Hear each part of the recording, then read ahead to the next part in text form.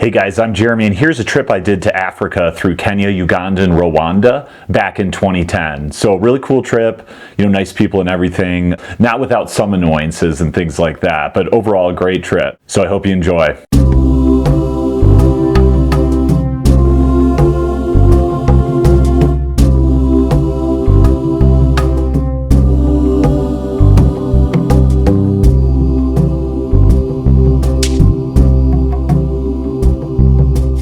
So I had just ended my trip in the Middle East. I had gone from Armenia to Cairo, basically, and then I flew from Cairo to Nairobi. And I had considered doing like all of Africa and even all of South America after that, but with life, there's only so much time and money you have, and I'd already been on the road off and on working and biking for 2.5 years or something by that point. So I figured I'd at least check out like a month in Africa and then like another month in South America before I wrapped up that world trip. So Nairobi was definitely nicer than I thought. I assumed it would be kind of a little more chaotic or something like, like some places in Southeast Asia or India or something like that, but it was really nice. I think they even passed some laws where like you couldn't beep, which to me, I can't stand the beeping in China and a lot of countries, they just beeping all the time. So that was actually nice that Nairobi was quite developed. Definitely felt safe in the day and everything. I stayed at a backpackers, just I guess on the outskirts of town. And there was a park in between like downtown and that hostel. So in the daytime, it's definitely fine. At nighttime, if you're going to bars and stuff like that, you should get like, a motor scooter or a taxi back home. I don't think it's like super safe at nighttime walking around. But I got my bike ready and just got set up for that trip. I stopped at like a restaurant that's pretty famous, the Carnivore, and it's like all you can eat, different kinds of like wild game and stuff like that. So that's kind of neat. And then there's a couple nice expat bars and stuff like that you can hang out in. So I headed off on the road there, and in some areas you had a shoulder at first and then it kind of narrowed down, so not a great shoulder always. But yeah, over the next few days and in general, I was surprised there was quite a lot of tourists and foreigners in general in Africa, in Kenya and Uganda and Rwanda, which is another reason why it's probably safe in a way, because they're getting a lot of money probably. And resources and things from like missionaries, NGOs, the UN and stuff like that. So if a tourist or someone does get killed or something really bad happens, like people will pull out, and I'm sure it's a huge amount of money coming in. I even met like an American doctor who was a missionary with his family there. And he was staying there like 10 years or something like that. He learned the local language and, treated the people there and everything like that. So some of these NGOs and UN programs are only there for like a year or a short program, but that's actually, I have to give some credit to the missionaries for the fact that they really stay there a long time and like really integrate with the community and help out. So that's kind of cool. After the first couple days, I stopped in a town, and right next door was a place called Crater Lake Reserve.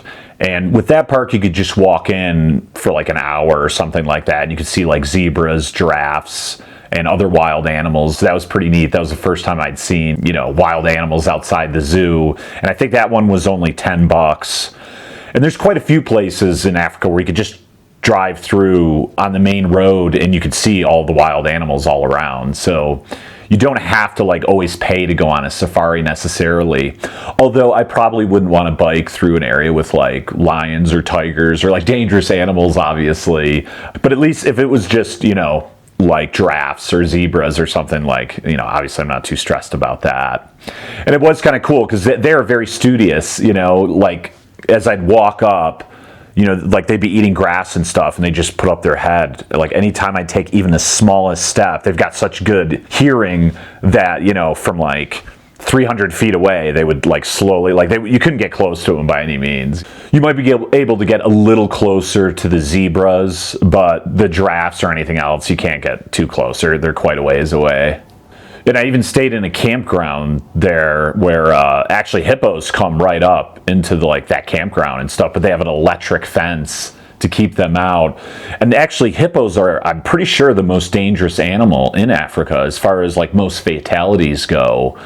People would assume it's like cats or elephants or other animals, but the hippos flip people out of the boat, or they charge people, and it's like if they charge you straight on, I think I've heard like if they get eye contact with you, like they're just gonna like totally charge at you and just run you over like a truck. So definitely really dangerous if you see hippos around. They might seem cute, but definitely could be very deadly. And so I went towards Victoria Lake, which is the huge lake in that area between Kenya, Uganda, and Tanzania. And I actually passed through where Barack Obama's father was from.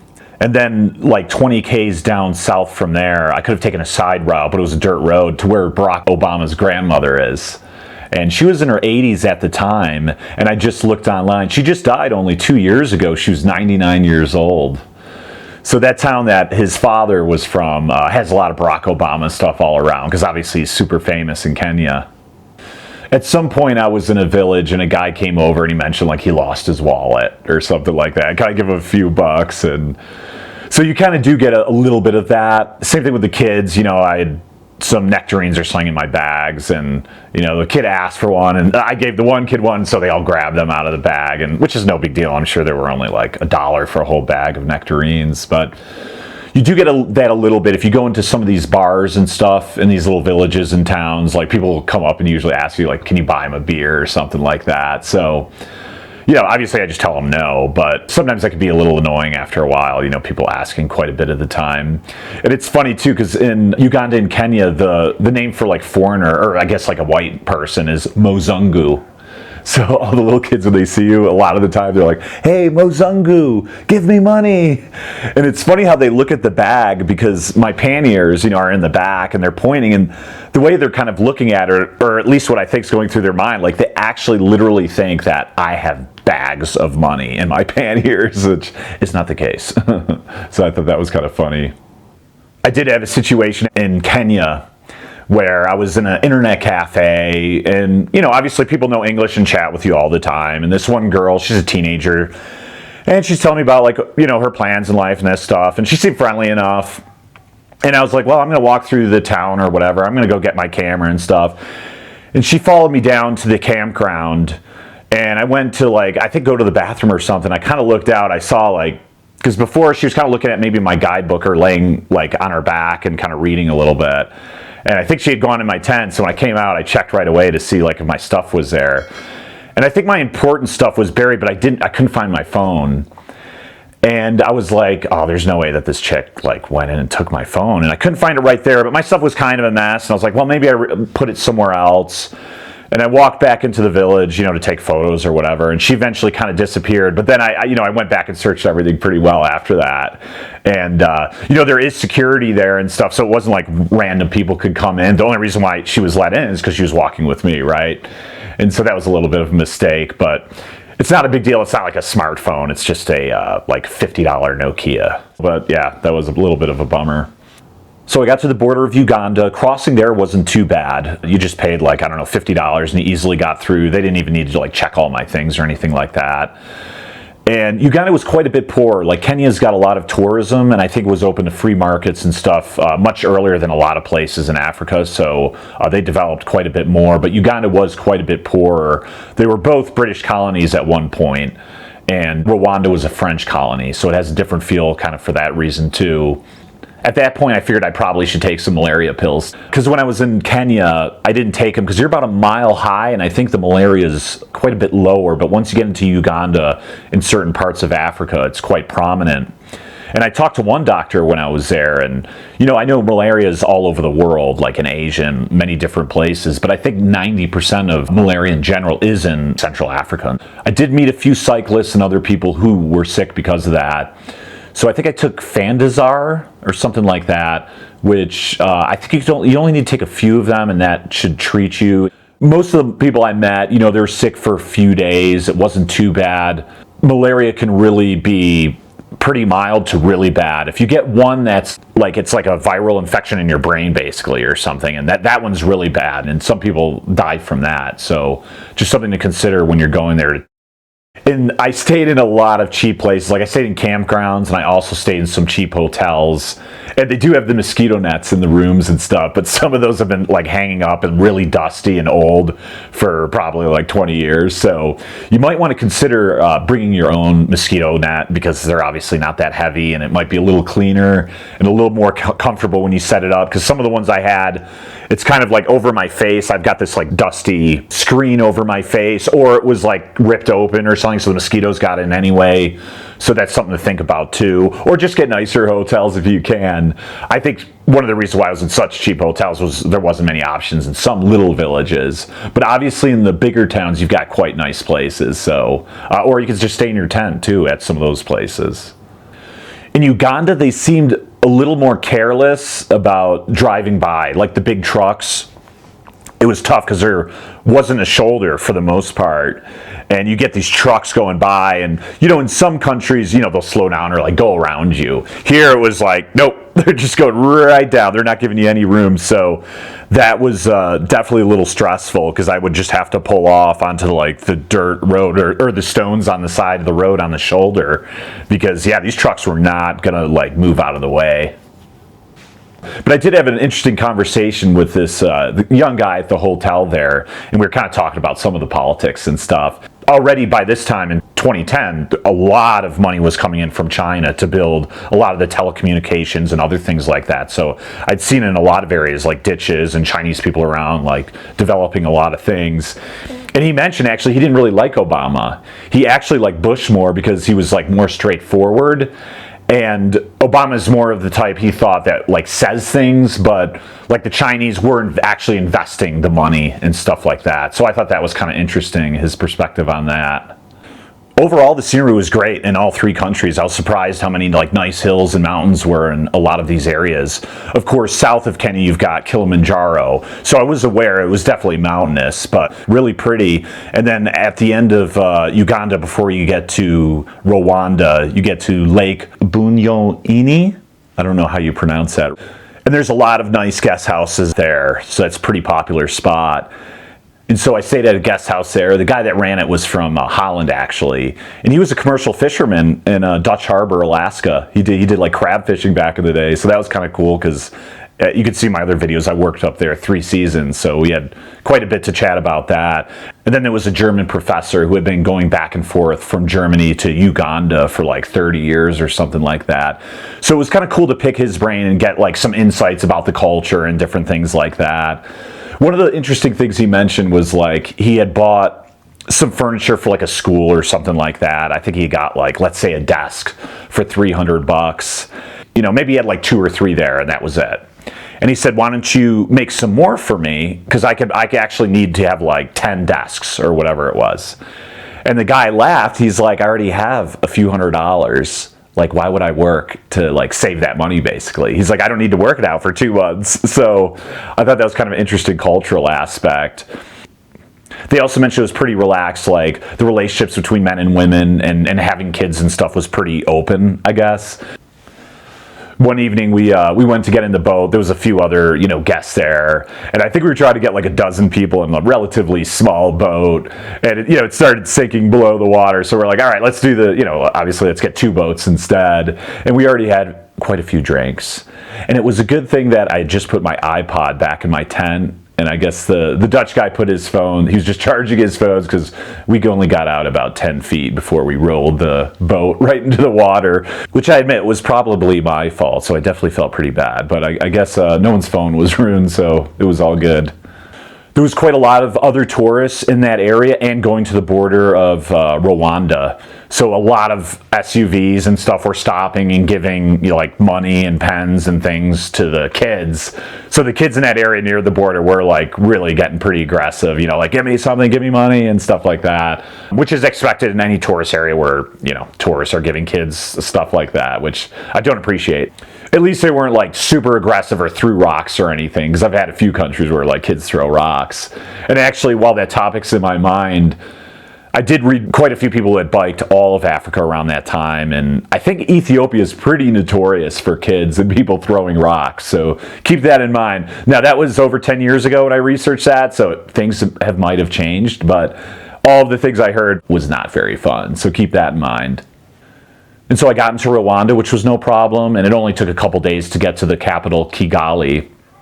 As some of you might know, Rwanda had a huge civil war in the mid-90s. The Tutsi and the Hutus and another ethnic group basically had a huge civil war, and several 100,000 people were killed in a genocide. So I went to check out the memorial there and stuff, and obviously really sad.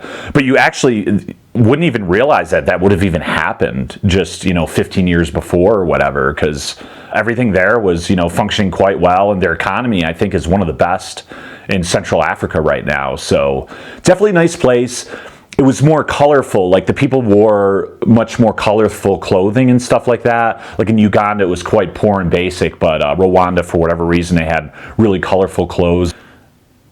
So overall, a pretty good trip. Like I said, besides on some of those areas where there wasn't a good shoulder, that was a little difficult. Obviously, it was pretty hot, especially in Uganda, because Kenya's a little higher up, so it wasn't too hot, but when you get around the equator, and you're in a lower elevation, it was definitely hot in Uganda some of those days. The food was okay, but nothing really special. Some of the meat and stuff I had was a little tough to chew, and they'd have a lot of stuff that was like from either like squash, potatoes, and things from corn. And so pretty heavy things, actually, which is good for cycling, but it wasn't like super tasty. Like, when I'm in Asia, like in India and China and Southeast Asia, I thought that was a little better, but definitely good enough for a cyclist. If you are going to do those safaris or like go to see the wild gorillas and any of these kinds of things, they're pretty pricey. Like I mentioned, I walked into a couple places or just biked through places I knew were like free or like $10, but I know a couple that went to see the gorillas was, I don't know, maybe like $400 a person. And a lot of those safaris are quite a lot, either several $100s or maybe even a couple thousand. So that's something to consider. Everything there is really cheap, but if you are actually going to do some of these touristy things on the side, you're definitely going to spend some money. All the local people were cool. Everyone was nice. Like I mentioned, a lot of people seem like, not everyone, but a few people are out to try to get money or need help with something, or which, there's so many NGOs and missionaries there that are helping people. It's like they might as well try with me, right? I might either give them money or be able to help with their NGO they're starting or whatever. So you'll get a lot of people pitching some ideas and stuff, like they're trying to do this and need money to start a company or whatever. So if I was rich, maybe I would, but I'm not. So that was a little different than some other countries, but no big deal. I mean, you just tell people you're not interested or whatever. So I'd definitely go back. I'd like to do Kilimanjaro, so I'd go back to Tanzania, and I'd probably check out a few other countries. I know South Africa has some pretty cool mountains up in the middle there, and the west coast of Africa's got quite a few cool places. So, I'd definitely go back and travel. I don't think I'd necessarily live there, although I do have some friends that are living there right now, and they've been really enjoying it. And they've lived in Asia too, and they seem to like it there more. I kind of like Asia more, just because it's a little safer and a little better food. You don't have to really worry about malaria and stuff. I would say in the smaller towns and everything, it's pretty safe. It's just the bigger cities at nighttime might be a little dangerous. But anyway, it was definitely worth it. I'm glad I checked it out for a month or so. And then after that, I ended up flying to Cape Town for a couple days in South Africa. And then I flew to Santiago, and I ended my trip in South America. I did another short, month trip there. So that'll be, I guess, my last video on my world cycling trip. And then I'll do a couple other videos on why I wanted to go cycling around the world and some tips for some of the beginners. So I'll have that coming up soon. So guys, I hope you enjoyed that video. If you did, hit that like button and subscribe if you want to see more content. My channel has a lot of different stuff from my travels around the world, whether hiking or biking, and some of the things over the years I've done, whether I was in the military, commercial fishing in Alaska, or my experience living in China and Taiwan for 15 years, and I was a teacher there and led tours and did all kinds of stuff. So if that stuff's beneficial for you or entertaining, subscribe, and I hope to see you next time. Cheers.